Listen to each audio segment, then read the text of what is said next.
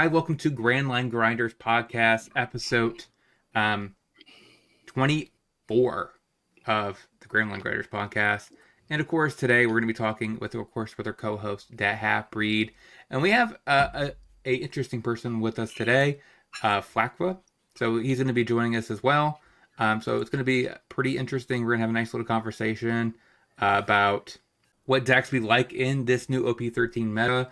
There will not be necessarily beta decks, so don't expect us to put the top 8 that you expect to see.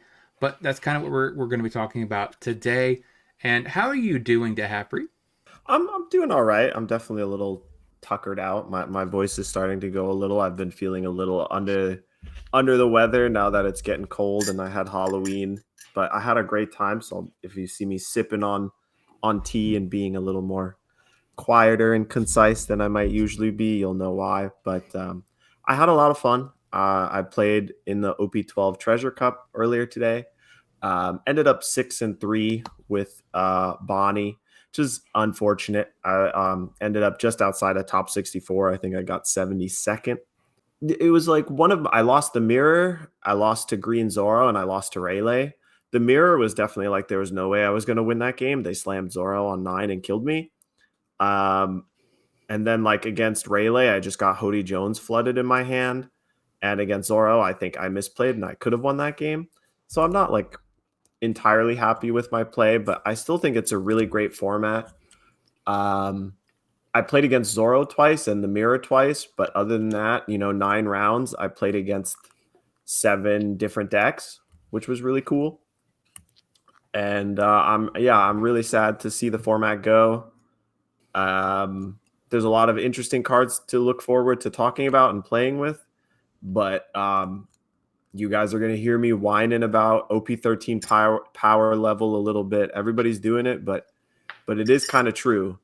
So, but I'm excited to have a third person on the podcast again. Me and Kebby have been two-manning it for a while, but 3 people always feels like just like the not too much, not too little, the sweet spot for podcast. So, welcome to the podcast, Flaffic, and I hope you enjoy your time here with us. What's up, man? Thank you. I appreciate you for having me on. This is my first time. I'm pretty new at this whole content creation thing. I mean, I've done content creation a lot, but just never like on YouTube. A film student. I'm not a film student anymore. I'm a filmmaker, but like, I mostly just do content creation now. I'm trying to get into the whole game, and like, I don't know. I play a lot of One Piece, so that's just kind of where we're at. So what's up, guys? Yeah. Do you have any like tournament playing experience or like other card game experience, or is like One Piece your first card game? Right. I've played card games like my entire life. Like that's kind of my main like hobby. I don't know. I play fighting games and I like card games. Like that's just kind of always been my my shtick generally growing up through how I socialized in high school and shit like that. So I don't know. I played a lot of Pokemon growing up, a lot of competitive Pokemon. I played grinded tournaments and got into the, going to events and learning how to do that type of thing through playing Pokemon growing up from like, I don't know, I want to say like 2009 through like 2015. Played a lot of Modern and Magic, a lot of Standard. Played the Dragon Ball card game with Panini for a while. Loved that game. Probably one of my favorite card games I've ever played, if I'm being honest. But it died. Fusion World or Supers? No, so this was pre Bandai. Panini, they basically make baseball cards and stuff like that. They picked up the license to an old Score entertainment version of Dragon Ball. Very different game, super unique. Never played anything quite like it. Something to check out if you're interested, but it's got a pretty vibrant fan community. They play a lot of stuff at Gen Con, but I digress. Anyway, played a lot of that. Got into One Piece pretty late. I don't know. I started playing in OP07. I've been a huge One Piece fan for several years, and like, I don't know, I wanted to get into the game, but I live in an area where we don't have a lot of LGSs that are able to get product for it, and especially like in the early games, really hard to get product in general. So kind of kept me out of it. And when I started playing, Law was like rampant, and it just, I don't know, the couple games that I played against it, I was like, I don't know if this is like the kind of game that I want to like spend money on. But once that got banned, and like once I like, you know, was able to get a hold of product pretty frequently, I was like, hey, this game's cool. You know, it took me a while to get to a point where I was ready to start making content like consistently, and now we're here. Nice. Well, you technically started a little earlier than Kebby, which is funny, right? Didn't you start 08 or 09, Kebby? We don't talk about that on this channel. Oh. Yeah, no, it was like 010, OP10, late OP9, OP10, around there. Yeah. When I started getting heavy into it. But still, it's cool, and yeah, I've been looking forward to playing more larger events myself as well, and I think I'm signed up for 2 more treasure cups in November. So we'll have to see how that goes, and I'll report back to you guys. So we'll be here brainstorming it up. We're now we're locked in, I suppose. But yeah, I think it's a good time to talk about this new top 10 ranked for OP13, the first actual ranked stats power rankings. And then we'll have to see how it all goes. So yeah, so Kebby's our Jamie from the you know, if anybody knows Joe Rogan podcast, like Jamie, pull it up. I'm always like, Kebby, pull it up. Yeah. Get that clip. Exactly. Yeah, so I'm technically the moderator most of the time. Nice. I let the half read, you know, spiel unfiltered for an hour. That's typically how this goes. I'm kidding. So the first power rankings, of course, looks pretty interesting, or actually pretty much kind of what you expect for the top 7. Most people assumed Luffy would be around 6 and 7 slot, with Bonnie at around the same number. Sabo and Roger around the 4 and 5. And then, of course, the top 3, everyone kind of figured. What is surprising, though, is the win rates between Sabo, Bonnie, and Purple Luffy. What do you guys think about this meta? Yeah, oh, I mean, boy. the big 3, everybody's been talking about the big 3, right? Like, it's kind of funny. There's been a whole debate on Twitter of like, oh, the triangle meta in terms of like Ace, Emu, Zoro. And it just is like, it is a really big cult. Like, I don't know, like, it's like a really big shock to the system. I want to say like a culture shock or whatever, but OP13 just has hit the meta game like a freaking nuclear bomb, dude. For real. I was kind of talking with some other people where it's just like, there is now like OP13. If you think of every color, I think OP13 has like the best card in that color in the entire game for like 4 out of 6 colors or something like that. Because it definitely feels like 10 drop New Gate's one of the best blue cards they've ever made in the game ever. Yeah, I would say it's second behind Marco. Yeah. Empty Throne is just one of the best cards they've printed in the game ever, period. Insane. Yeah, the Green Law is like top 3 green card printed in the game. I think it's like Hody Jones, Cavendish, Green Law. And you could argue that Green Law is better than Cavendish because Green Law can get played in more decks. It's not leader locked at all. Mm-hmm. And it's just like that trend just keeps going where there's just so many insane cards that like, yeah, again, 4 out of the top 5 decks are OP13 leaders. And honestly, I think Purple got Gavin, I would say, is one of the best rampers printed. The card's nuts. 6 drop that makes you ramp 1 plus draw 2, discard 1 on enter is kind of crazy when you think about like that should be the gold standard for ramp. Sadly, Sabo didn't really get a card that I would say is like top 3, unless you consider the 6 drop Sabo to be there. It's really busted in Sabo specifically, but I guess it's not like one of the best black cards ever. But Sabo's just a consistency demon. I mean, Roger as well, having not only like, I think up to this date, we've only had 1 2-cost ramp card printed in the entirety of the game. And the Roger deck got 2-cost ramp number 2 and number 3. Yeah, because Thunder Bagua would be the first. Yeah. I mean, but the caveat, I mean, it technically is 3 Dawn, but it's not. It's like one of those weird caveats because it is your 3 Dawn turn or your 2 or 4 Dawn turn. Yeah. The leader ability is just weird. It's always going to throw the math off in your head. Don't try to fight it. Just don't try to fight it. But honestly, so the real question, I guess, for one, is this the triangle meta? Is Roger the fourth and making it not really a square, but kind of like 3 and a small little dot? Does that make sense? Like, because Roger technically has a 9.2 rating or 9.29 rating with a positive win rate. So it's not like it's. Roger is just inherently less consistent than the other big three. The problem with the big three, and the reason why it is like it is like a triangle meta, and then the fourth point is like a whole bunch of different decks. I wouldn't say that like the fourth dot is just Roger. The fourth dot's like everything else. But the big issue is that like all 3 of these decks are just so incredibly consistent at their game plan. They are so much more consistent at doing their game plan than almost every other deck. Because like Ace has infinite card draw plus 2 searchers. Emu has 2 searchers plus infinite card draw. Zoro has 2 searchers plus infinite aggro and restanding himself. And like these 3 decks just do their game plan every single game, regardless of what they're playing against. And that's just not the same for any of the other decks that are in the top 10. And I think the reason, sorry, I didn't mean to cut you off there. No, go ahead. I don't know. I was saying, I think the reason we're seeing that fourth point be like so contested is because I feel like as a community, we have this big dread sense going into this triangle meta because a lot of people aren't having fun with these sort of game plans that these big 3 decks are presenting. And so you have a lot of people trying to push something into that 4th spot.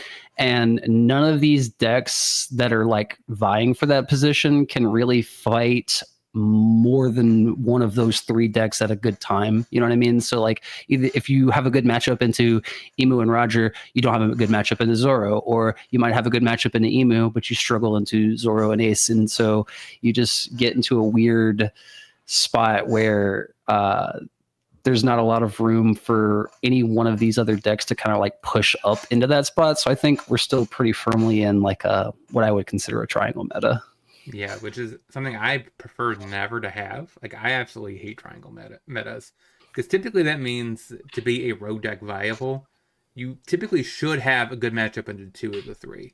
Because you're going to see an overwhelming amount of the 3 in a triangle tournament. So you would have to be good into 2 to be viable as a road deck. Yeah. You can't be good into 1 and then 50% into another, because you're going to see a crap ton of these 3 decks.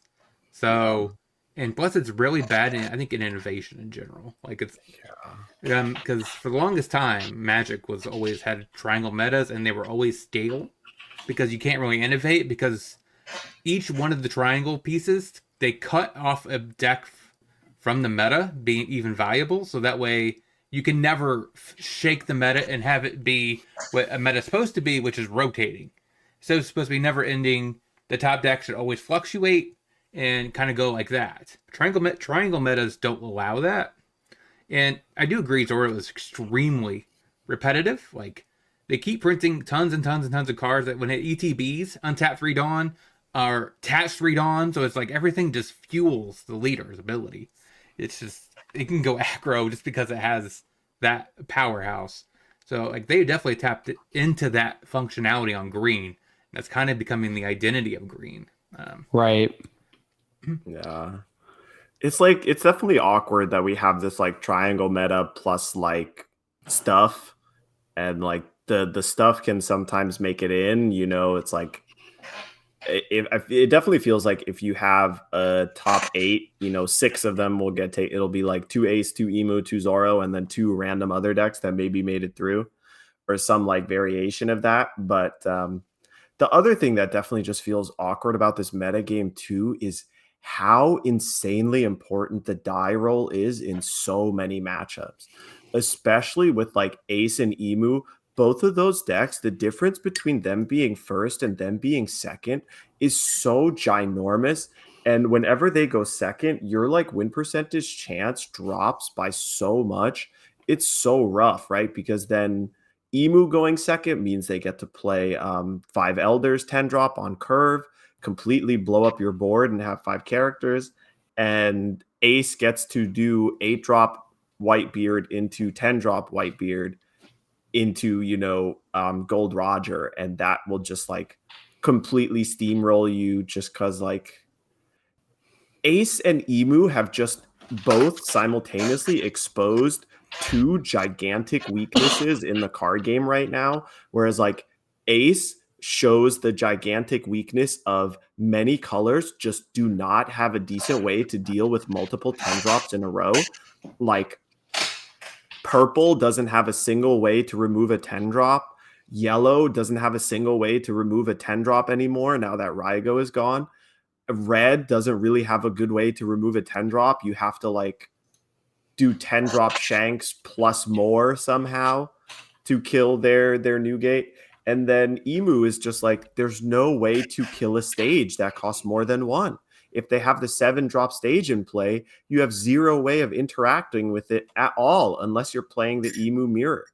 And I think that just feels really frustrating because like it feels like you can't really play yellow or purple, or like you can kind of play purple, but the only reason you can play purple is if you play 4 Magellan in your deck. So that does bring up an interesting point. I mean, yeah, like for a long time, like, Teach has been sort of in the meta, but they always had like a, big 10 drop Teach.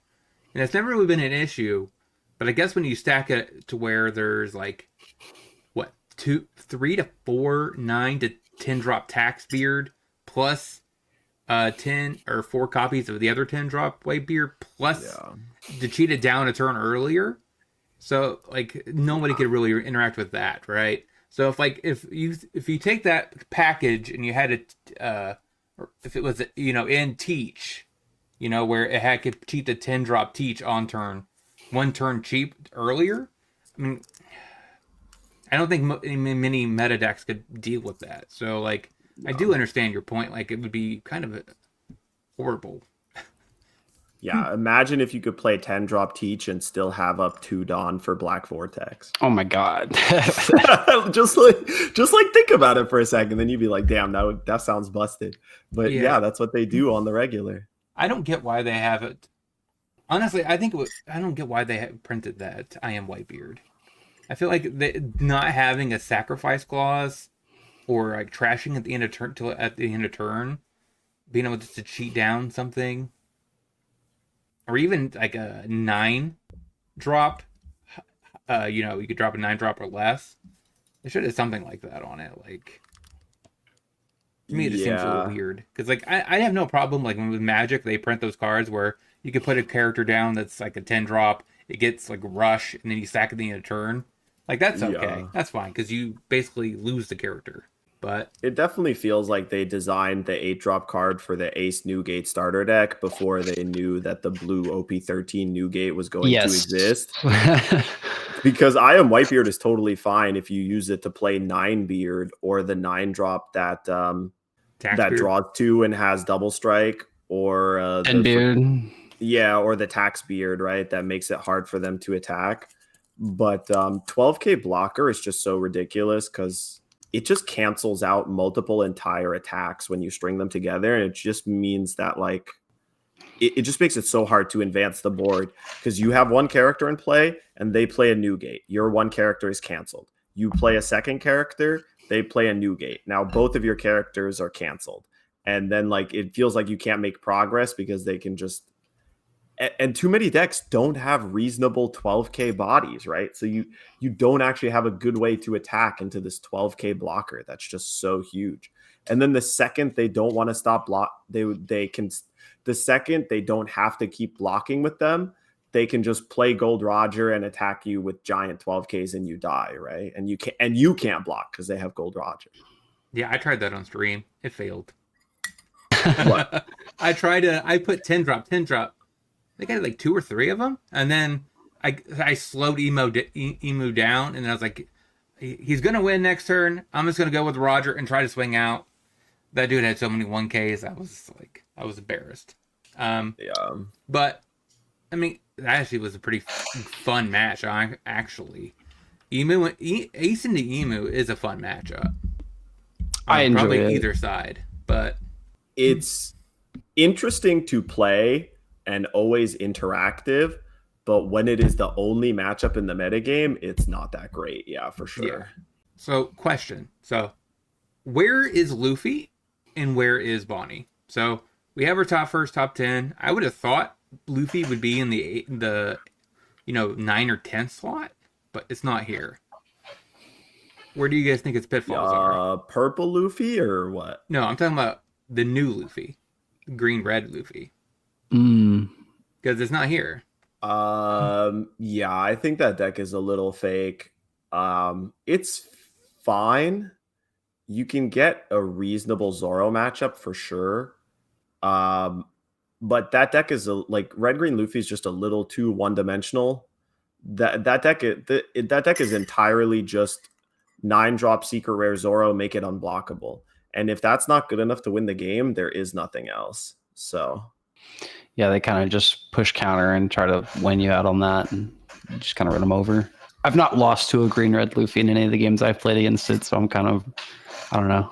I'm iffy on it. Yeah, has too many bad matchups.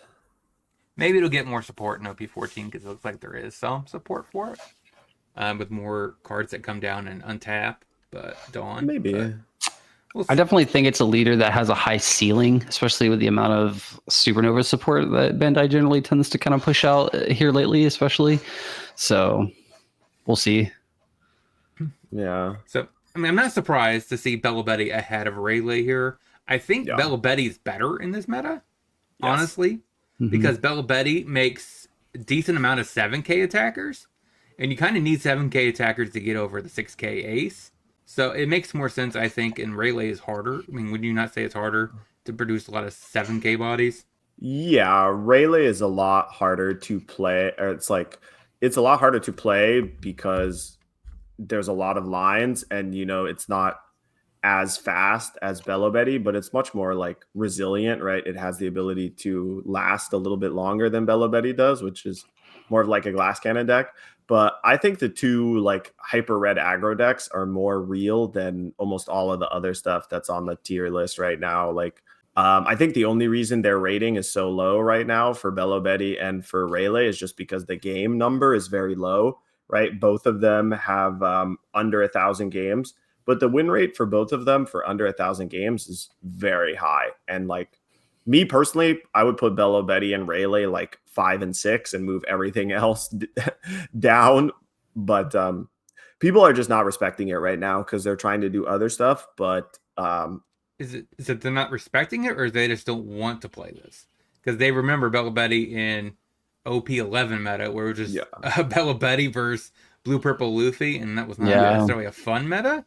So maybe they just don't want to go back to that situation. I mean, because Bello Betty is good into Ace and Emu, right? Yeah, not good into Zoro. People don't want to get back to it now because they want to try new cards, and Bello Betty plays 0 new cards. But my prediction is they will go back to it.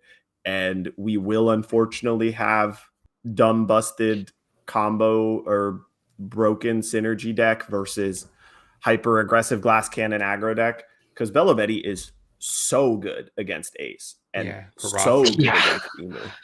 Like you get crushed into tiny specks of dust by green Zoro, but you're so good into like everything else because everything is so slow right now. Everything's trying to get to 10 Dawn, right? And Bello Betty's trying to end the game before either player gets to 10 Dawn.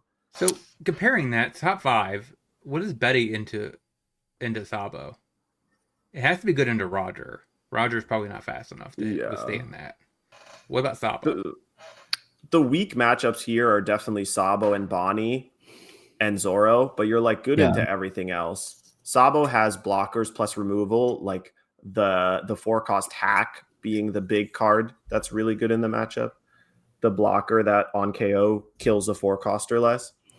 But you have like the hack blocker, you have the Sabo blocker, and then you also have the ability to bring blockers back from the graveyard with the dragon. So like the 3 bad matchups are Bonnie, Sabo, and Zoro, but like everything else is positive for you as Bello Betty. What about you? See, did you mention Sanji? Oh yeah, Zoro Sanji's too slow. So it would also be to this deck too. Yeah, especially since a lot of the Zoro Sanji lists have been cutting the sugar, the 2-drop sugar. Mm-hmm. Yeah. Without a good way to clear bodies, you just get steamrolled. All right, so is there anything else you guys want to talk about regarding this meta? No, I'm cooling. All right, so each of us came up with 2 lists we want to talk about. So that way each of us kind of gets a mixed amount of discussion. So I think that was the good way I went about this. So that way everyone gets their time in the sun, at least in this episode. Mm-hmm. So I guess I shouldn't start with me, but I guess I accidentally put mine in the front. Why not? Yeah, so for me, I like Teach, right? So Teach actually I think is in a good spot. So arguably the what I end up doing is I cut back on Doc Q. I think 3 is probably fine enough, and to increase my Jesus Burgess to 4, because I think Burgess is kind of necessary for the Emu matchup because you kind of need to just smash, and ask questions later. And Doc has no relevance in that matchup. Van Augur, I think, is better in that matchup, of course, because it's a 6k attacker. So you're not really mad about that. And if they attack into it, you just draw a card. So honestly, the only thing, and I kept my Teaches in here as a 7-drop, only because it is a 7-drop 8k attacker. So that has more relevance than a 2-drop 0 attacker. So overall, I like that. And of course, we still have the 2 vortexes in here for Zoro. And of course, Siru as a nice way to, I guess, kind of deal with the aggro decks, but also even getting rid of a Marco is not terrible. So like getting rid of the 4-drop Marco, so that way you can get in with Jesus, probably with something you're going to want to end up having to do. And of course, you still want your 2k searchable with one of the Shiryus as well. So let me know what you guys think about this list. It's pretty. I don't know. I feel like we're very like stuck in with Teach as far as variants, right? And this, especially with this meta, we don't really, the new Shiryu is cool, but it also just kind of falls into that same range of we're in a meta where KOing things is not as viable an option, especially into some of the bigger like decks nowadays, like looking at Emu, like especially. So I don't know. I think the game plan is still very much the same. I like the list. I think it's very solid, but I think we're still kind of in that area where your matchup spread, like how do you feel about your matchup spread with this going into the 3 kings, as it were? So explain it. I do. That's why I have 2 copies of Mancherry in here, because I do think it's necessary for matchups like, I don't think you're ever gonna care enough to who decks out first between this and Emu. That's probably not relevant, but it's nice to have that grindy card to go against Ace, because that's a little bit more of a grind fest. So I do like it for that particular matchup. And unless fails, she does take a hit, so she kind of like deflects some of the damage to your face. And of course, you could say I could go up another Lafitte as another alternative searcher with of course the Bull lead at the bottom here, but over the Tempest Kick, that actually could be a good argument. I should go down and Tempest Kick for a Lafitte. But do you feel like you're in a decent spot against Ace and Emu and you're just like kind of losing to Zoro? Or I guess my one other thing is like I've seen a lot of Blackbeard players in Japan start picking up the 6-drop Kuzan again, just to have more blockers and more ways to get Burgess from the graveyard. Yeah, so in that regard, you probably end up be cutting 7-drop Teach for that. If I had a guess here, so you'd be swapping that or Shiryu. Yeah, the 2k Shiryu or the 4-drop. No, Shiryu? just you replace the 4-drop blocker with a 6-drop blocker instead. But the issue with that is like if you ever need a blocker, this is kind of like a toolbox deck. If you ever need a blocker back with Kuzan, then you don't really have that option. So I would probably cut one Shiryu and probably one Teach, maybe for 2 Kuzans, if that's what you want to go down that path. You're just nice to have something you can get back with Kuzan to kind of against aggro to stabilize. I also don't hate the idea of going up to a 3rd Vortex. I feel like that is really, as far as like flux cards that are really going to decide some of your matchups, that's going to be like your big piece, especially. Yeah, you could also you could argue maybe I should just go down Tempest Kick in general and No. increase Vortex, and maybe possibly also add a couple Kusans as well. I did lose to a teach once because I attacked with Gold Roger and they Black Vortexed it. That's so dirty, bro. That's I was like, it works that way? I did not know it works that way, but yeah, they Black Vortexed my Roger and then blocked it. Would have never thought about that interaction. That's crazy. I mean, yeah, it shuts it off. Even more argument for it. I mean, you also could argue all abilities. I wasn't sure about Black Hole, just because if you want the ability to turn off a blocker, technically you could just turn off Newgate from blocking and just kind of go ham against Ace. I don't know if that's more relevant than, of course, Tempest Kick. I mean, Tempest Kick is probably just really awkward today. Yeah. That's like my biggest thing. I just don't know. Maybe this should just be gone. Yeah. And then increase Black Vortex. Maybe increase the 2K counter. Yeah, I'd be tempted to look at a list that's like foregoing almost all removal entirely or whatever, and we're just like no Tempest Kick, no Teach, maybe even cut down on some Van Augur and Doc Q and just be like all Burgess, all Kuzan blocker all the time or whatever, just whatever lets me attack and block. Yeah, that could be valid as well. And now question, have you considered playing some of the elders, right? Because most of the elders are not leader locked, except for the 10 cost and what is there another one? I can't think of it off the top of my head. The stage, obviously, but the characters themselves. Emu. I mean, Mars is typically the one that sees play outside of it, right? But yeah, you don't have on plays. You're missing your on plays, but you could consider the blocker that on KO draws a card. That's the main one. That's actually valid. Yeah. Too bad they never gave a Teach that. Yeah. Because that would be absolutely crazy probably in this deck. That's something that I might want to try, where it's just like cut Doc Q, cut Augur, cut Teach, like cut all the stuff that is related to like cost reduction and KOing. And just all in blockers and stuff. You could try like 4 of the War Curie, 4 of the Kuzan blocker, and we're just like turbo Burgess plus blockers. You could also just stack up Jupiters and like Nuzjuro. He doesn't have an on play. Yeah. Nuzjuro is reasonable as well. Yeah, Nuzjuro is a good pressure tool, I think, especially. Yeah. Black Rush character. Yeah, right. That's crazy.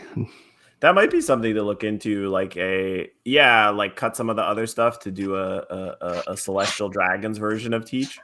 That sounds interesting. Because you have hella tools to search your actual in archetype cards already, so it's not like you'd be super duper hurting for consistency. I don't think.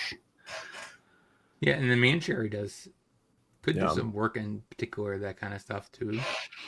I think you'd have to cap at 12 non-Blackbeard cards just to make sure your top 3 searchers still hit, but you could make it do. You could make it work. Yeah, I could see that. Okay, but do you want to do this? I mean, this you want to right do here your second list? Oh yeah, we can. Or should we cycle through? We did go through. So, Flafka has Sanji. So, what do you like about this deck in OP13, and what matchups are you hoping for, and what do you break down your list? Yeah, so as far as this list goes, this is just a list I've been having a lot of fun with, if I'm being honest. I really like the types of leaders in this game that let you go through a lot of actions, except surprisingly enough, I'm not a huge fan of green yellow law, but this deck in particular, I don't know, the amount of actions that you get to take and the interactions pieces that you have, especially within the color combination, are just fun, and the level of consistency you have is I think something to really stick with going into this format, because we're finally at a point in this game where we have a lot of decks that are drawing a lot of cards, and this is a deck that does draw a lot of cards. So it helps you kind of compete with the amount of pieces that like your aces, are drawing, because that's another deck that's drawing hella cards in this format and getting the huge hands. You can do that with this deck too, but also just the amount of pressure that it's able to apply early on kind of has made it fun to play into certain matchups. Like I enjoy playing it into Emu. I enjoy playing it into decks like Zoro, where like once I can get to like 5 or 6 down and have a Mihawk in hand, and I can like push past having just one character in play that gets hit every turn, and I can't build a board up. Like once I can get to a point where I can establish board presence, this deck really just takes off in that matchup, and that's another thing I like about it. And also, I mean, it plays Vanderdecken, so any deck that plays Vanderdecken is cool in my book. As far as like the list goes, the Perona's there. That's a card that I see a lot of Zoro Sanjis coming down on. I've seen a lot of lists just going 4 Nami and maybe like just 2 Perona. But I don't know. I like to play 8 Searchers because it helps you filter the deck, and it really helps you dig for your clutch like slash characters and stuff too that are not within the East Blue archetype, namely grabbing like the Zoro here and the Cavendish. But or actually, can she not get? I don't think she can grab Cavendish actually. It's a slash. Yeah, it's oh yeah, that's right. She does. Yeah. Thought it was green. I thought it was green lucked. But yeah, no, it's pretty. It's just a fun list. I'm in love with you guys. I'm not a huge grinder, right? I play this game a lot, you know what I mean? But I more make content for the girlies that like ripping the Benjamin. Like I like to make content for the girlies who are ripping the Benjamin and playing games at locals with their homies. You know what I mean? I'm not super duper up on the meta. So like most of my experience on this list has mostly just been games I'm playing at home, or like games I'm playing, at my LGS with my homies. And I don't know, it's fun into a pretty broad range of matchups too. And so that's kind of where I'm like really vibing on this list. I wanted to have another deck that was like competent enough into some of the bigger like 3 kings of this format, but like also not going to bore me to death or just lose hella games. So this is like kind of a happy middle ground. Although I don't know, it's definitely kind of falling out of favor on the rankings, obviously, but just like for me too. I started kind of mixing the list up here recently. I used to be on the 5-cost law, the blocker that bounces something and then plays a 3-drop from your hand. I used to be on that, but I don't know. Too many bricks is kind of the situation that I got into. And with the introduction of this new Zoro and this new Luffy, I kind of really switched the list around, and this is kind of what I've settled on. So I definitely like, I've seen a lot of people that really like Zoro Sanji, and there's definitely some versions of it that I've tried and really enjoyed. Of course, my big thing is that like I'm a lifelong green player, and so whenever I play this deck and I'm like, man, this deck loses to Bonnie. Like that's been my biggest complaint with the deck so far. But with Bonnie falling out of favor, it definitely seems like this deck could come back a little bit. But I need to ask you a question. Have you considered welcoming our Lord and Savior 6-drop Law into your heart? I like that law. I have yet to playtest it in this list. It's one I've seen people tech on. I don't know. It plays a little close, being only having to be at 1 to get the blocker is like weird. I mean, yeah, he's a 6-drop, so like that's kind of the number to beat right now, but I don't know. I could test it out and see where we're at on it. I don't like that it's a brick. It's kind of the same situation that I was at with the 5-cost law. But I'm sure it would be quirky. Yeah, I've been seeing a list floating around Japanese servers that I've been meaning to like tweak and try and figure out if I can fix. But I've been seeing a supernova version floating around that's like 4 copies of Kid Killer. You have Kid Killer and Perona because the 5-drop Law is Supernova. You can play the Bonnie blocker. The 6-drop Law is Supernova. The 6-drop Luffy is Supernova as well. And I always think that the Blue Cavendish is Supernova, but it isn't, which is sad. But still, there's like good 2Ks you can search up. And the 4-drop Zoro is Supernova. That's the one that I forgot. Yeah, I like the Zoro a lot.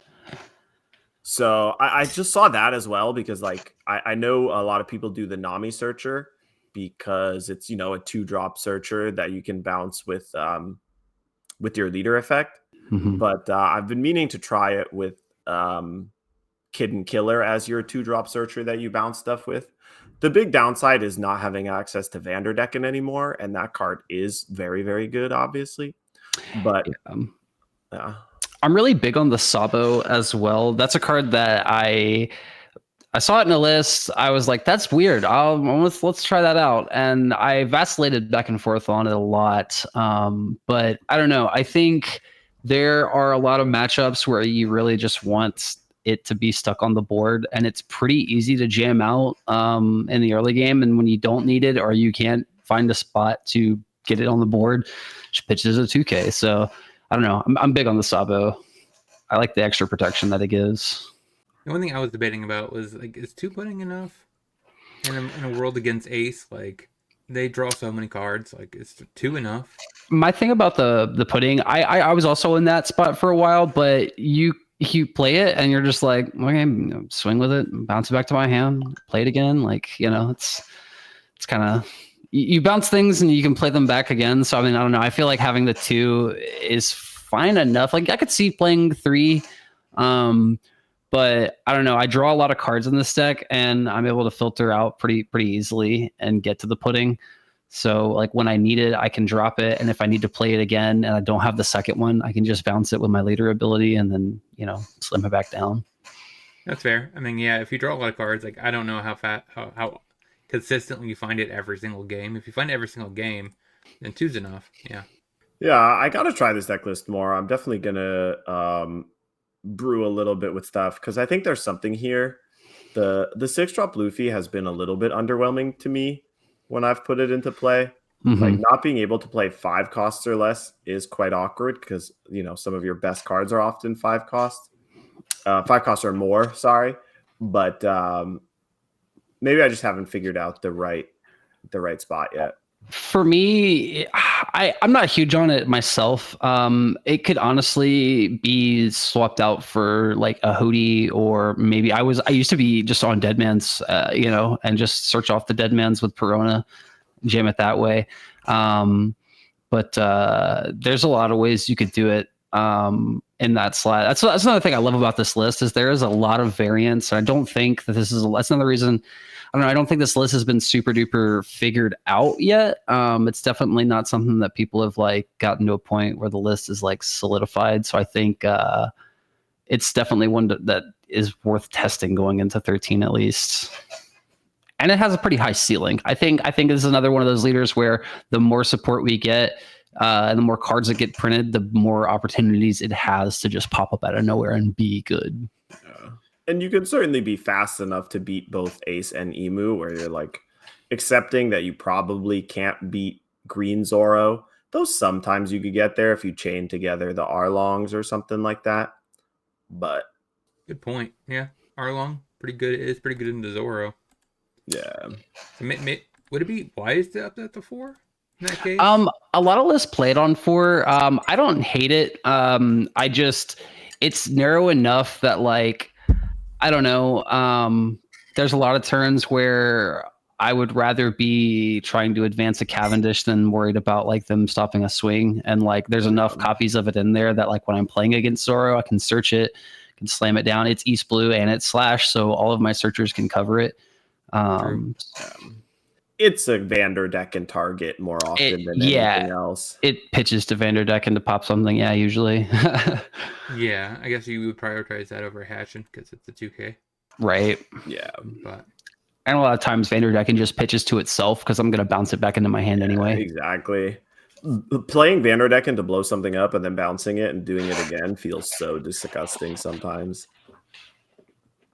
Yeah, My favorite card. It's definitely one of my favorite cards. It's on my Mount Rushmore of One Piece cards. Nice. Hopefully they make some more Fishmen that I can play in. Maybe after the Jinbei, after OP14 Jinbei, we'll be playing Zoro Sanji Fishmen with blue-green Fishmen. Maybe. Quirky. We'll see what happens. That is true. It is technically both colors. It could play both. Yeah. Interesting. All right, what do we got next?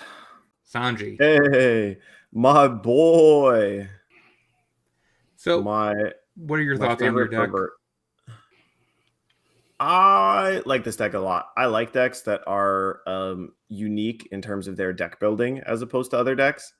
And this is a deck that's like, it's always been kind of decent, except you scoop to Green Zoro. And that still kind of is a bit of a problem. But I just take that L because the Emu and the Ace matchups are not bad at all. Both of which can be hard carried by our old pal Magellan. Magellan is definitely making a huge comeback because, like we said, like so many decks are almost entirely built around getting 10 Dawn and playing 10 drops. So Magellan can be really good at putting people off balance. And Sanji's just good against both Ace and Emu as well as just like a unkillable cheap attacker, right? You can get it down cheap, start attacking with it early, and they don't have any way of interacting with it either. You know, this was the like most unkillable thing until they printed all the Emu unkillable things. Mm-hmm.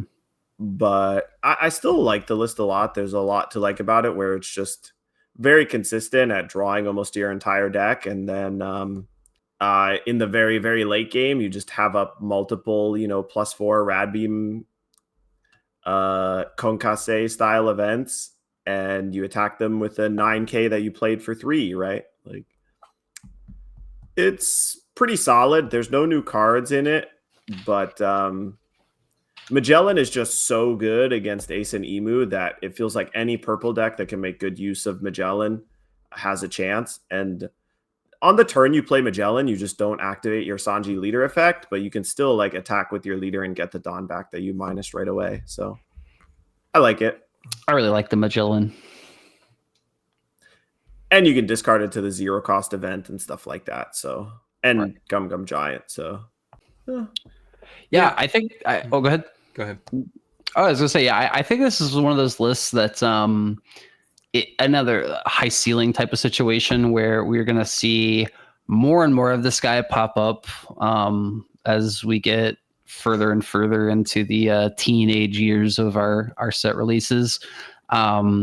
And especially with the new pieces coming out of EBO3, the new Reiju, it's gonna just plays Gravity Blade once a turn on a stick, things like that. But I don't know. I think the longevity of this deck is what's going to keep it around, and we're going to see a lot of it because I mean, it wins very easily into decks that want to go tall, and Ace is like the captain of go tall.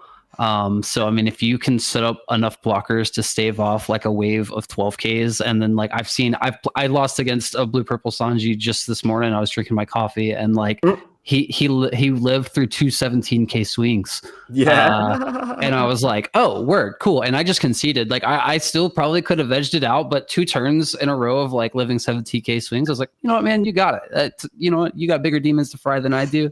It's all you. But like that's just kind of the longevity that this deck can like really muster, and especially like you said with the Magellan being such a little stinker piece going into a lot of these bigger matchups, I think this is a really good pick going into 13. Red Rock's just not a card like that. The fact that every color doesn't have a Red Rock is starting to become a problem. Red Rock is a card that, I mean, it and pudding really define blue. And yeah, any deck that can just search it and play it, and not only can it search it and play it, it can transfer it off of other resources, which is another big thing I think that we're seeing a lot more of in decks, and especially just in One Piece's design space, cards that can transfer off of other cards within their own archetype. whether it be from a leader ability or a character or a stage or what have you. So that way, like bricks are starting to look a lot less like bricks. Mm. Yeah, so like he mentioned, I would be more interested in playing this deck post EBO3 because that new Reiju looks so sick, like so sick. Yeah. So yeah, I definitely would be playing a post that. But then again, I guess technically you get like a month, I think, before Magellan rotates. Yeah. True. Which would be a very sad day. I think Magellan just becomes the new Reiju at that point, and this list pretty much just sticks where it's at.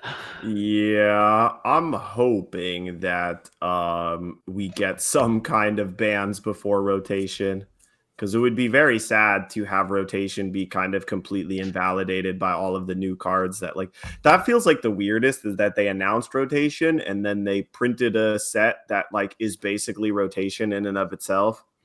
But anyway.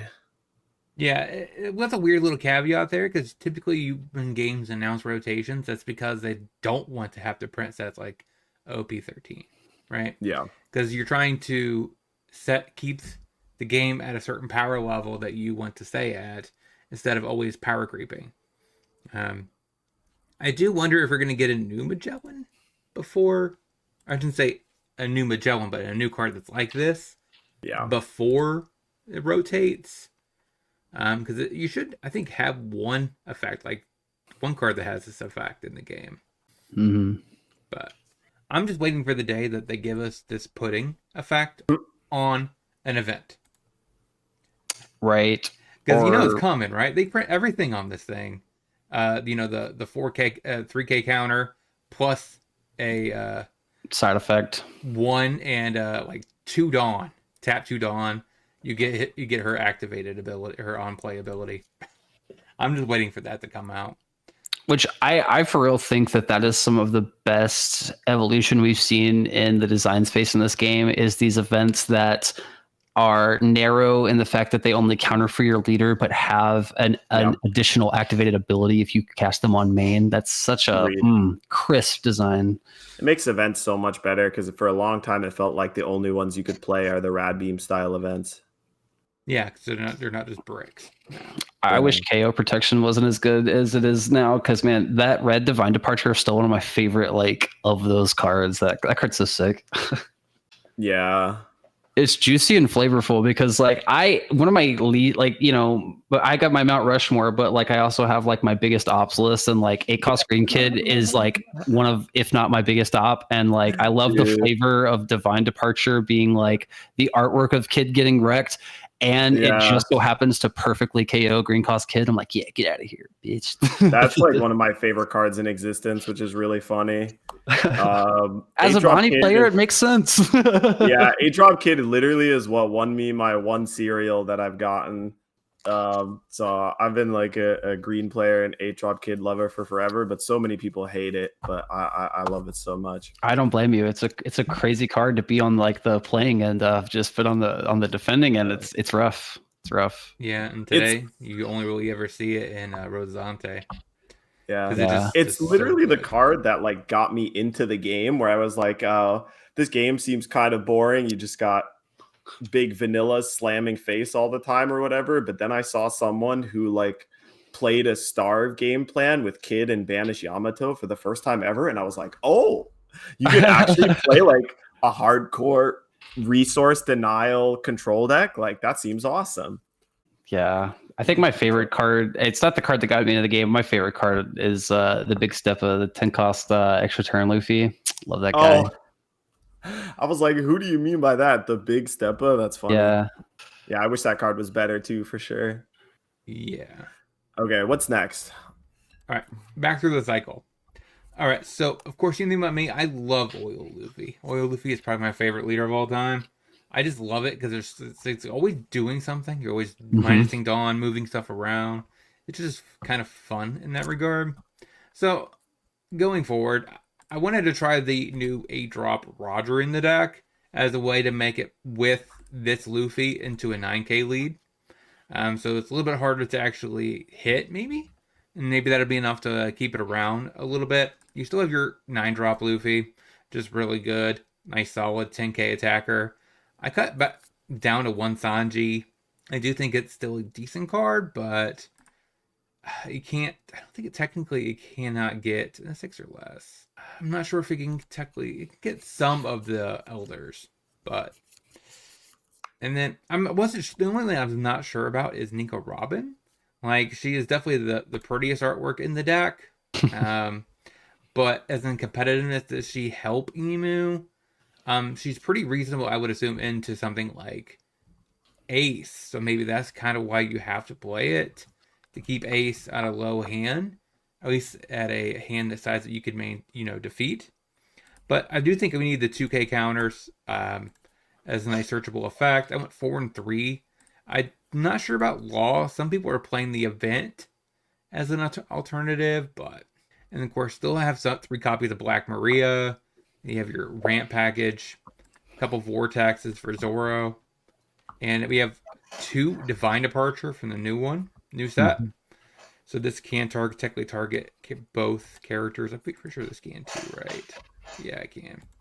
But a 2-1 split, because we do play quite a bit of bricks that we kind of need to pitch and stay alive. What do you guys think about Oil Luffy?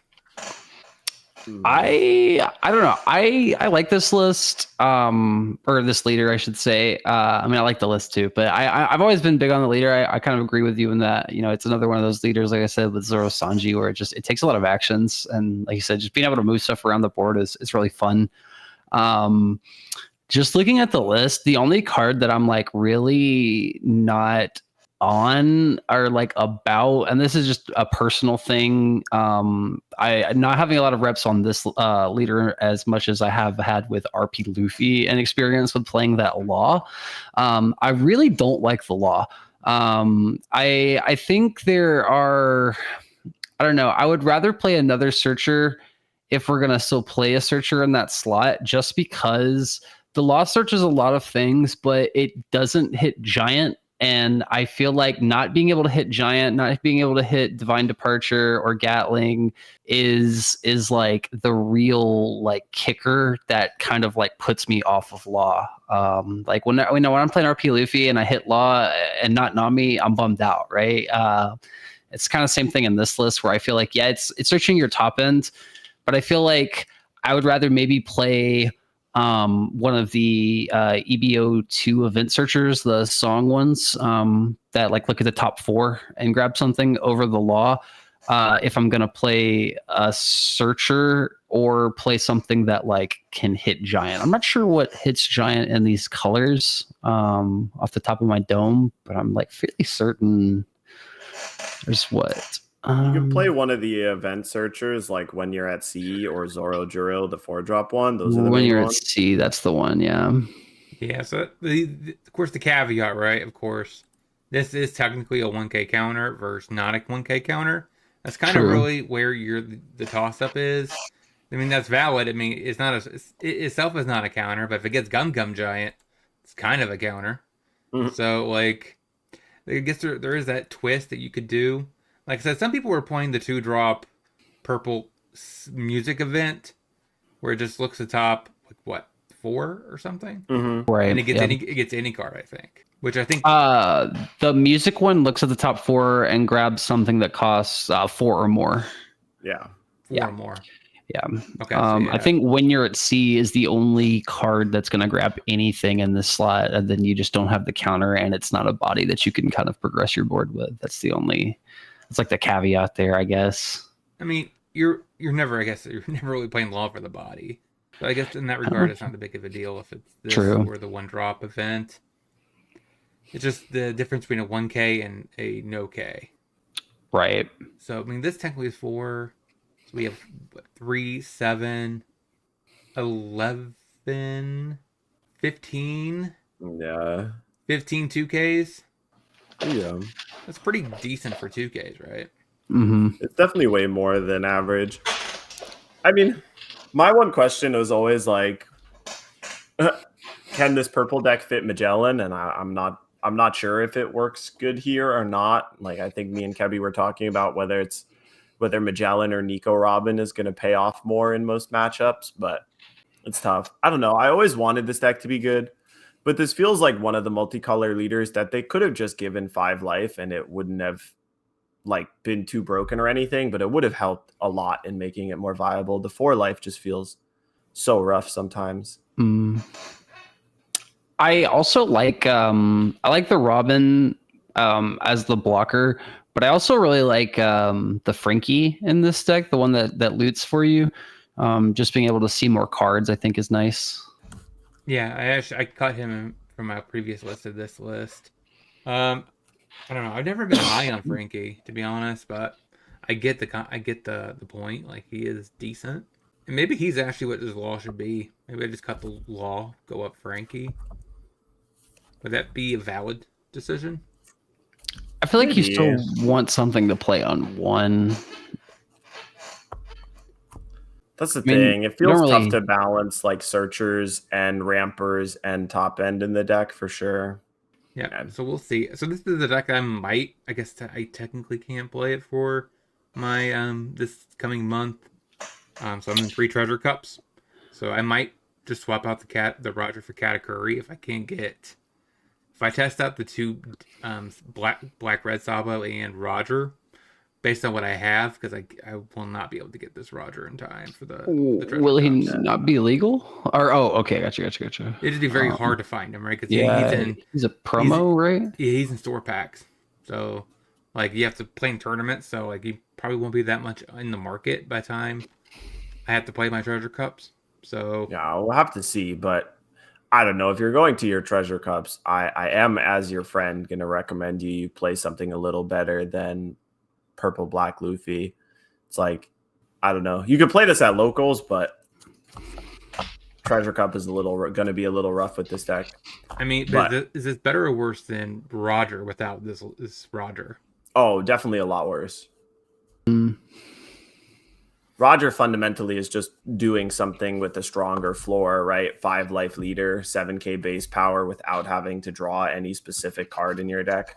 Yeah, I'll have to see if I can get the cards in time because I pre-ordered them, but we'll see. Yeah. Moving on. Shouldn't be too crazy. So we have Dofi. So interesting. What do you have to say about this, Flacco? Yeah. Whoa. Okay. Hold on.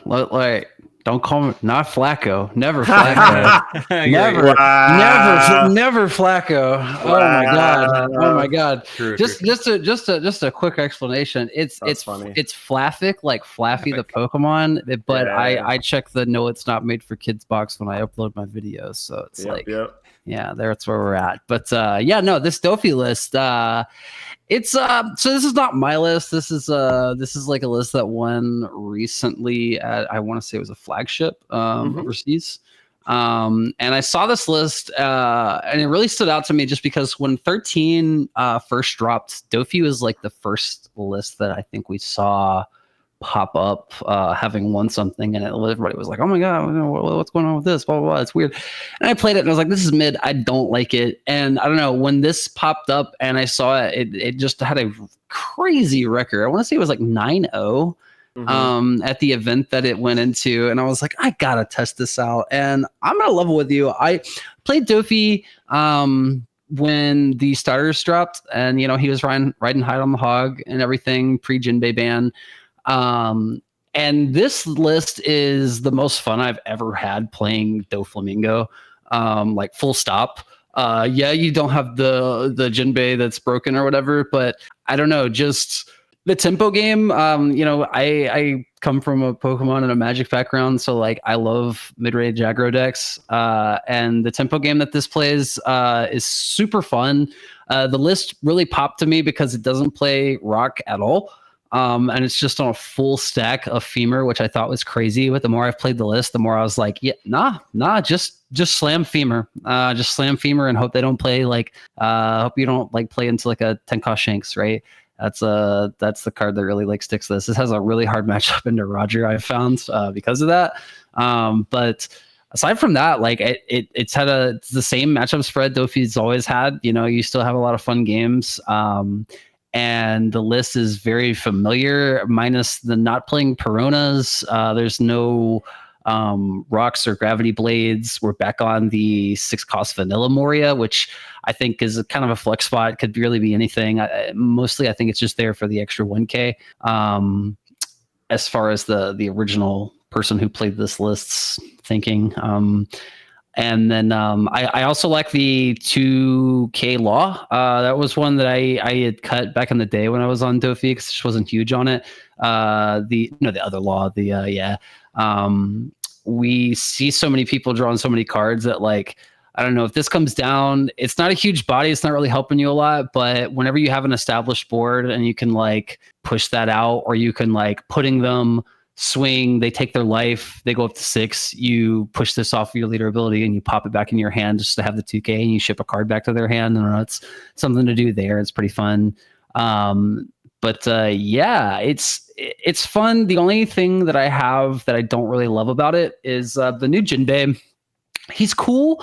I like that we have a functional replacement that like does something. The 1K counter is super nice. The body is whatever. But the thing that really hurts me about this card is that when attacking only it's set to a 1 cost. It can only tuck a 1 cost. And if it just said 2 or less, this card would be insane. And I think we'd be in a lot better spot as far as this list play into the meta. But even without it, I think just being able to advance a board really fast, protect it pretty easily, have the 4-cost Law to bounce their stuff, and be able to turn your guys sideways unblockable is really fun into this 3 Kings format. Even into Zoro, I've had pretty good matchups into Zoro personally. So yeah, I'm pretty high on the hog on Dofi right now. I really enjoy it.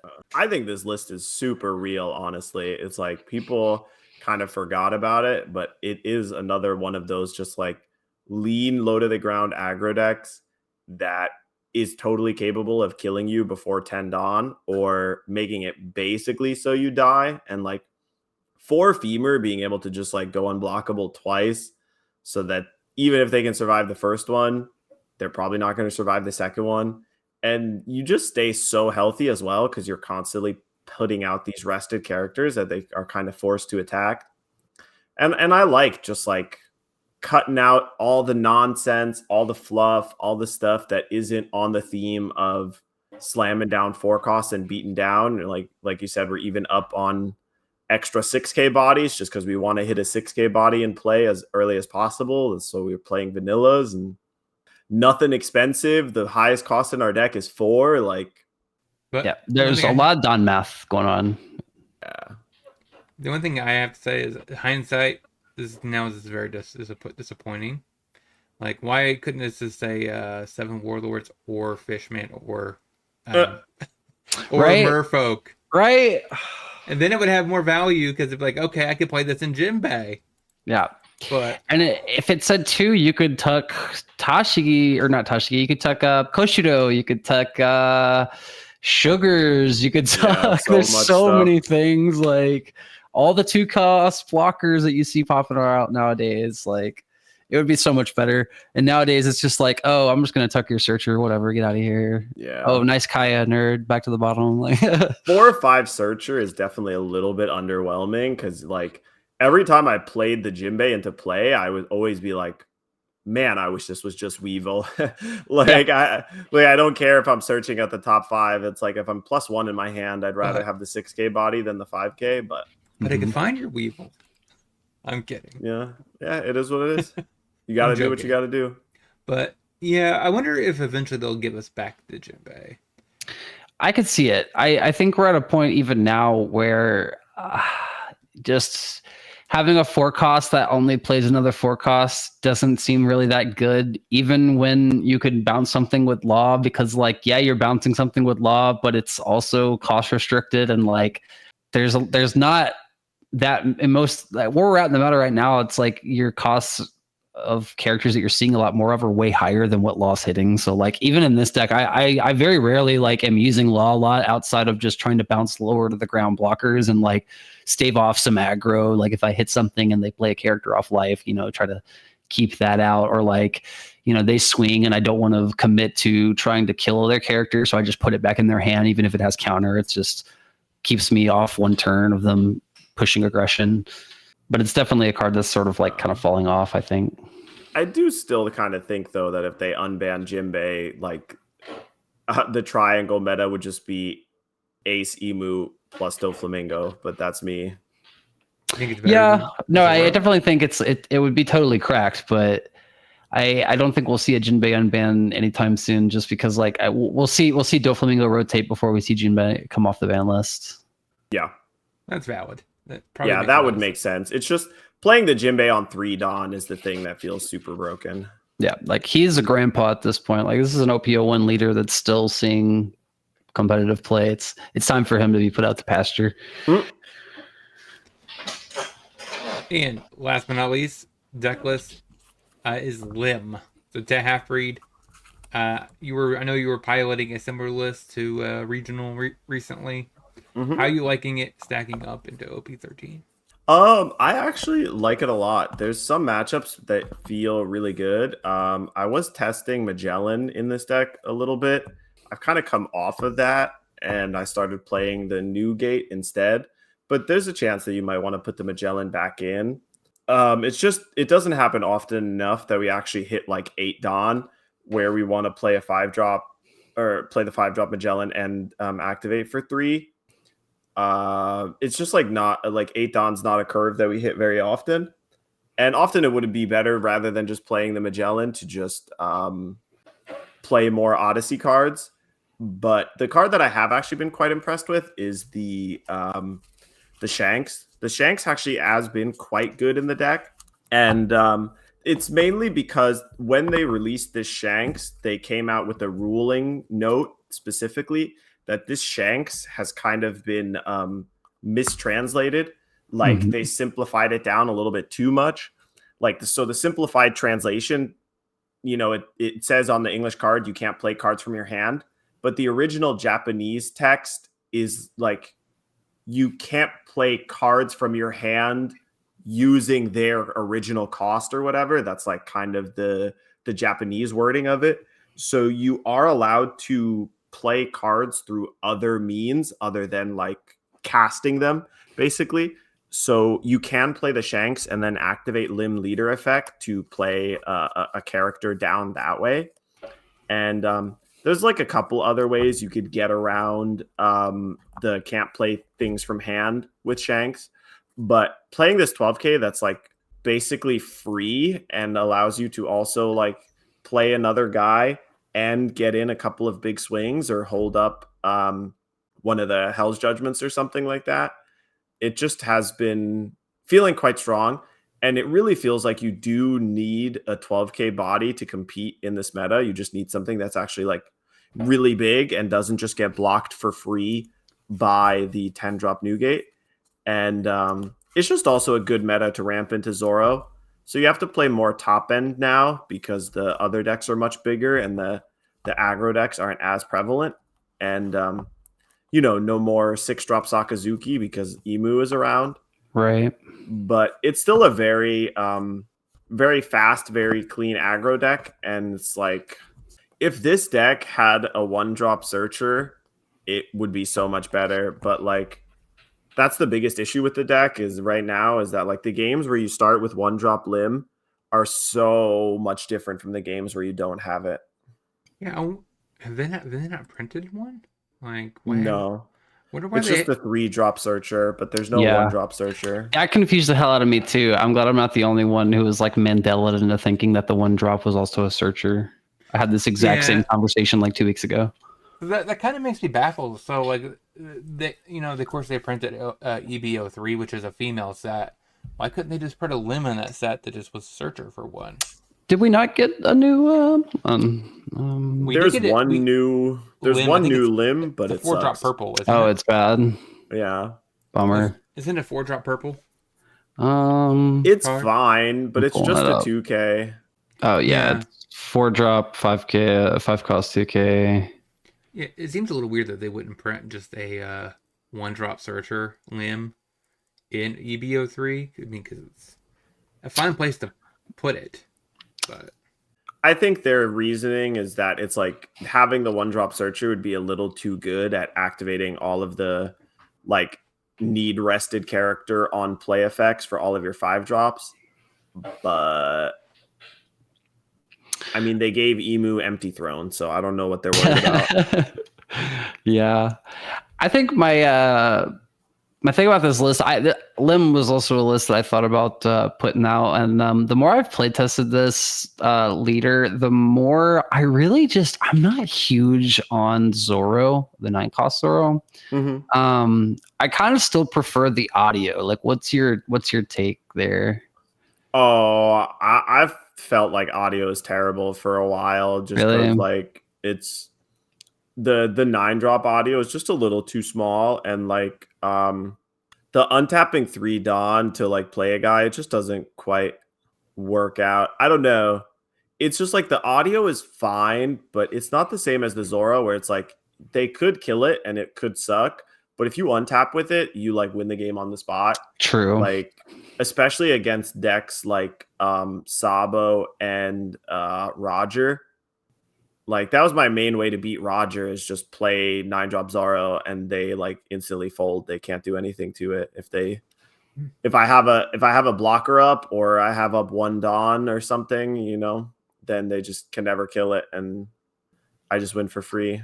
Right. Yeah. Plus, it just sounds insane to go Zoro on 9 and then on 10 go Shanks, untap all, invest everything into the Zoro, and you attack for what? Yeah, you 1, 3, don't lose 7. That's like 15K coming at you 3 times. Yeah. So like you could either do that and you have a 12K for next turn if you need to. That sounds insane as well. Like, yeah, okay, yeah, that's fair. This is a leader that I don't play actively. One of my homies plays this a lot, and I was play testing his list on the sim, and I was like, I don't like the Zoro. I went back to the audio. I was playing testing that, but yeah, no, I definitely see the vision, especially with the idea of just being able to complement it with the Shanks and sort of have them pair together. That is very nasty, because that's just going to steal you out the game. Even if you don't have the Shanks, like just being able to protect the Zoro going into your turn is pretty clutch.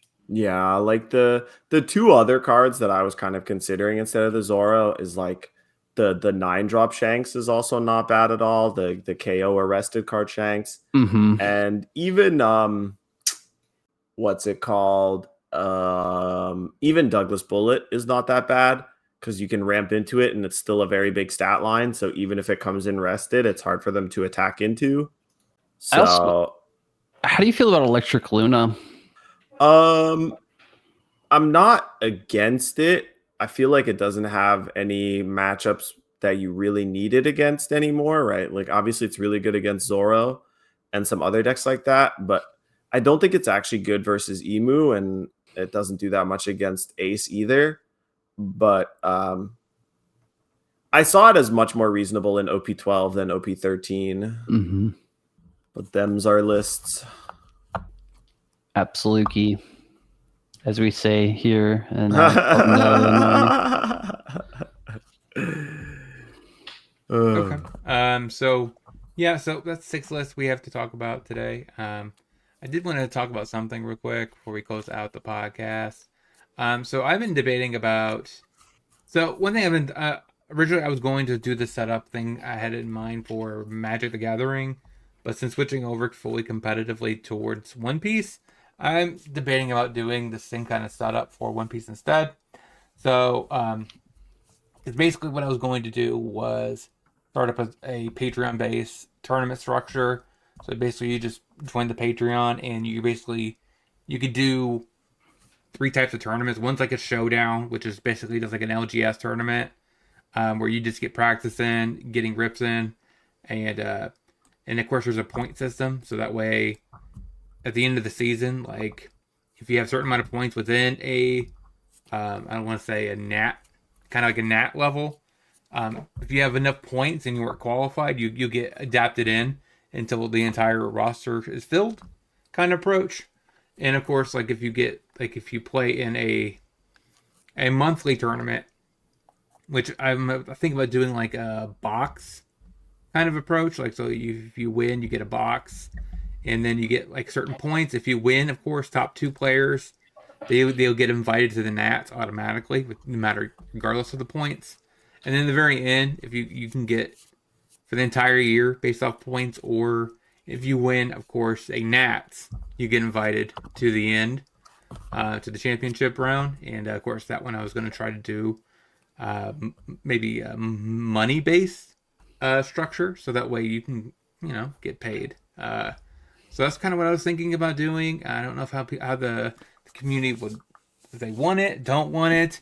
I'm thinking about doing it on the sim, just because all the cheating that's kind of going on in the camera based tournaments. So like I don't really want that to be a part of my tournaments, where if that you could actually cheat because you could control your own deck. Yeah. So I don't know. Not having to have judges is helpful for sure. Yeah. So what do you guys think about this? Would this be something the community would want?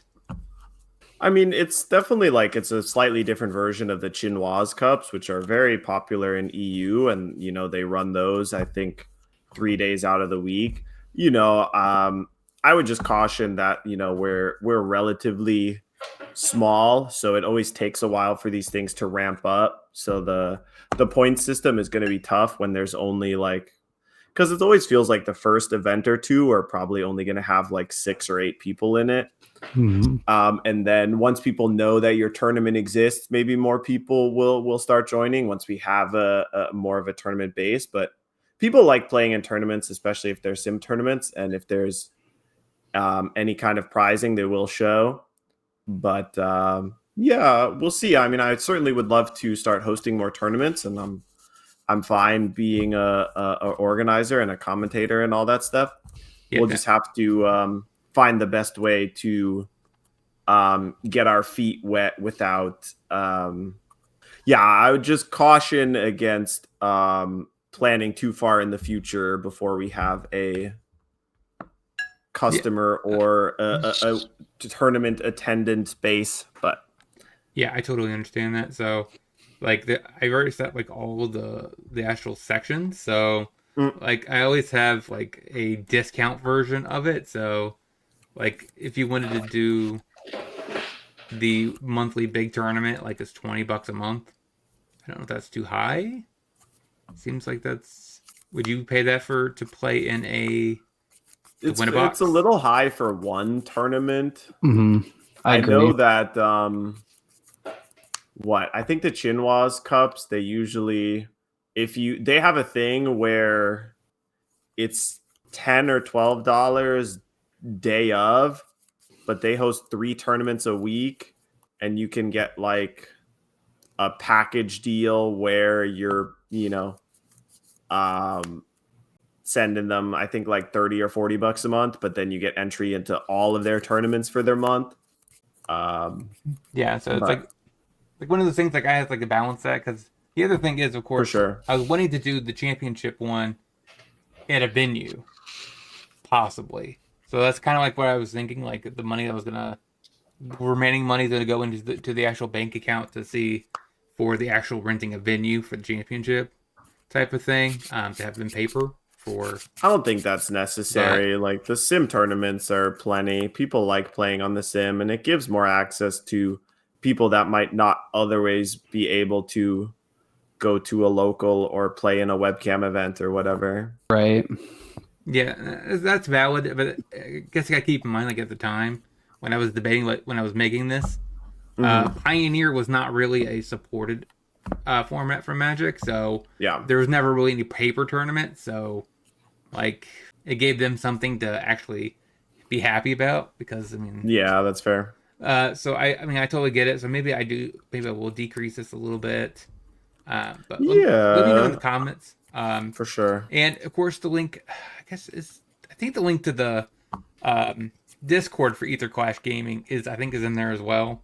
So yeah, I got to start joining the Discord and posting more there, since my Discord community is basically in flames after I got hacked. Hey, you're always welcome to, if you want to work with me. I could set it up to where my video slots you could post your stuff there auto done, because I mean I consider you basically Ether Clash Gaming contributor. So you're part of it. I want to do more stuff with that channel just in general, since my Discord's basically dead. Might as well try and transition over there. Totally. And you could use that at the interim and then eventually switch back to your own if you want. But that's something I just wanted to bring up. So if you're interested, let me know in the comment section. Join the Discord. Let me know what price points would you guys like. Because I do want to actively support the community with a competitive thing. But you mentioned like the thing that this kind of reminds me of. I can't remember the big name of the company does Magic tournaments. SCG. Star City Games. Not them. Channel Fireball. Not them.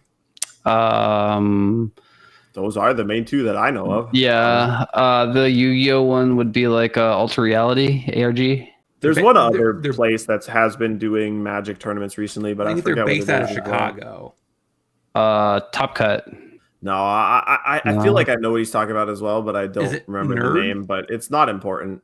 Yeah, so I think it's like Nerd. I think something like that. Oh, NRG, yes, NRG. Yeah, so I was doing something similar to the NRG Cup. That was Yep. more my foundation. So like it's kind of similar. At the end of the year, they have a tournament for championship. So like NRG tournaments. It's kind of how I was structuring this entire thing. So, but that's it for the podcast. Let's go ahead and go into closing thoughts. Let's start off with the guest. How'd you feel about your first podcast here? Oh, what's up, man? Yeah, no, I enjoyed it. Thanks for having me on, guys. I appreciate you guys listening to me ramble for a little bit. I apologize if I didn't have enough to bring to the table here. Like I said, I'm by no means a grinder in this game. I play this game for the love of the game. I made my channel with like the intention of highlighting the fun aspects of the game and just being a fun personality to have around, just because I feel like there's enough guys who are out here like grinding and talking about what's best in the meta, and there's enough, drama starters and all that kind of stuff, you know what I mean? So like I figured I saw an element that we were lacking, and I was like, this is what I'm going to try to provide. So when it comes to like, meta approaches and stuff like that and talking tournaments and stuff, I don't have as much to say, but I mean, like, you want to talk about some goofy leaders? You want to come hang out and watch some Off Meta Monday? Like, come hang out with us. I really enjoyed hanging out with you guys. Love to be on again. Absolutely. But yeah, no, I appreciate you guys for bringing me on. Plug your stuff really quick. Yeah, my channel, it's Flatfix Fleet TCG. I upload on Mondays and Fridays. I'm trying to get to a point where I start uploading shorts. I've been working on some YouTube shorts, but like, I don't know, I try to be more consistent on my regular uploads. So a lot of those are on the back burner for right now, but I want to get to a point where I'm dropping those on Wednesday. On Monday, I do Off Meta Monday. It's a show where I just look at some off meta leaders, play a couple games with them, have some fun, goof off. And then on Fridays, I just generally upload something on random topics. So right now, we've just kind of been bouncing around all over the place. But this week, we'll see what's happening. I haven't quite figured it out yet. Hell yeah. Definitely. Thanks for stopping by the podcast. I thought it was really nice. And, we're not like the most competitive. Like I'm the most competitive person on the podcast for sure. Like I want to win, but I'm definitely one of those people where it's like, I would not touch Ace or Emu with a 10-foot pole. Not like realistically, like I'll play them for content on stream just so that, I can explain to people why they're broken and lame and should get banned. But, I still think all of us here, we love rogue decks and trying to make off the beaten path things kind of work. So we're certainly happy to have more insight on that. And as for me, I'm just going to be streaming in the upcoming weeks. I still have one more OP12 Treasure Cup I'm playing in. Probably just going to play Bonnie again. That's next Sunday, the 9th for me. But outside of that, I'm going to cherish OP12 for the last week we still have it before everything descends into the OP13 madness. And then, we'll have to see how the meta shakes out and if and when they ban things. But what are your final thoughts of the day, Kebby? Yeah, so overall, I thought this was a pretty good podcast. So at some point, we might get him back on for at some point. I want to do a card design podcast, and it seems like he might be a better fit for that one as well. So if somehow we can get him, Vivi, into Halfbreed, I will take. I won't show my face at all in the actual thing. I'll just kind of moderate in the background and let them all talk.